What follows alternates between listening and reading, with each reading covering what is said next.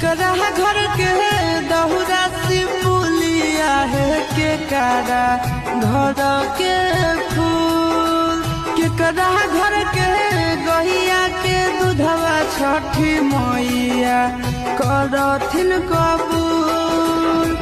डोमिन घर के सिपुली दौरिया हो मालिन घर के फूल आहो अहिरू घर के गहिया के दूधवा छठिया मैया करथिन कबूल।